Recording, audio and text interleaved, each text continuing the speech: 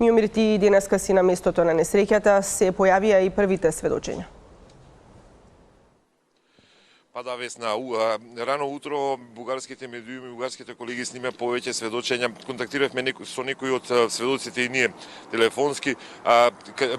Различни се кажувањата, меѓутоа едно од клучните е сведочење на работник кој е на околу 500 метри, кој бил на 500 метри во нивната барака, во градежната барака во близина на патот, кога слушнал експлозија.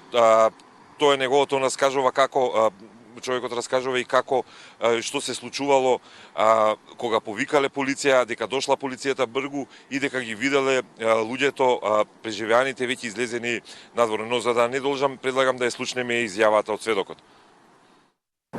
Ми чувам един гръм тук, тъй, обаче не можа да го разбира какво беше гръма, дали гума ли, какво и как и що е.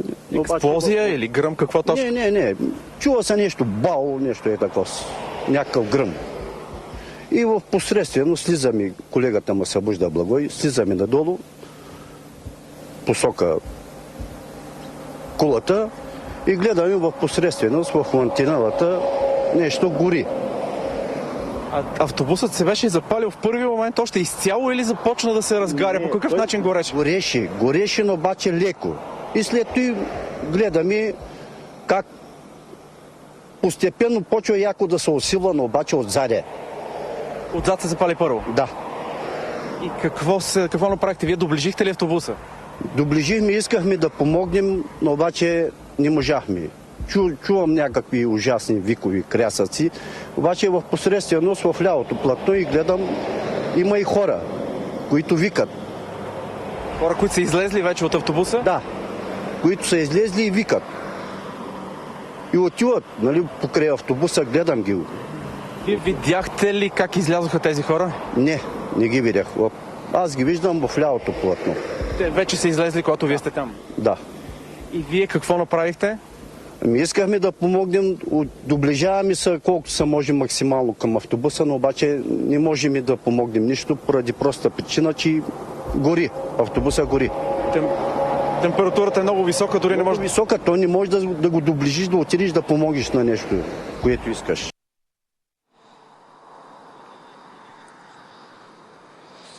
Весна, јас се наоѓам тука на автопатот на магистралата Струма во близина на местото на среќата. Иако е пуштен сообраќајот од спротивната насока, во ова насока во која настрада македонскиот автобус во кој настрада 45 патници, полицијата се уште не дозволува одење натаму директно до местото, до лице место на настанот на сообраќајната несреќа, поради тоа што таму се уште се одвиваат истражни активности. Најголемиот дел од денешниот ден го поминавме пред болницата Пирогов, каде што се сместени 7 преживеани патници. Сите се стабилни, само еден има потешка повреда и во моментот е на обсервација и пред можна операција на рветот, бидејќи при скокнувањето, при спасувањето со скок од автобусот можно е да го повредил рветот. Тоа го изјавија лекарите во болницата Пирогов рано утрово, кога соопштија дека состојбата е стабилна и можно е двајца од пациентите кои имаат се во најдобра здравствена состојба да бидат пуштени, можно е да бидат пуштени дури во петокот. Затоа предлагам да ги слушнем изјавите од лекарите. 6 от тях са в клиниката по изгаряне и пластична хирургия. Един е в травматология. Така, всички те са в стабилно състояние, оказана им е психологична помощ, проведени са спешни оперативни интервенции вчера, като 2 от тях ще бъдат оперирани и днес. Един от тях е с дълбоко изгаряне на 2 ръце и трябва да бъде опериран.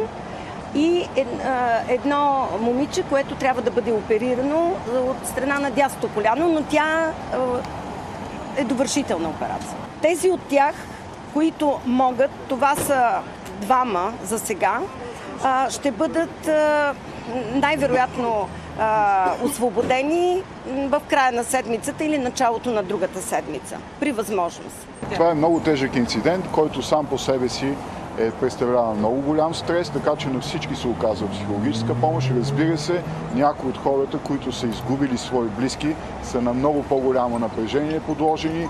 Грижим се и за тях с много по-голямо внимание.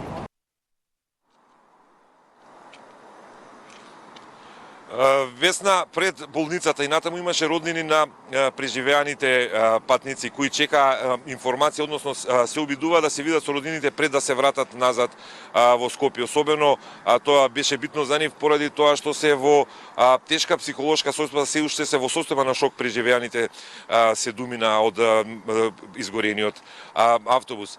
Ние пред болницата предпладнево разговаравме со еден од роднините кои бараше помош и бараше повеќе информации.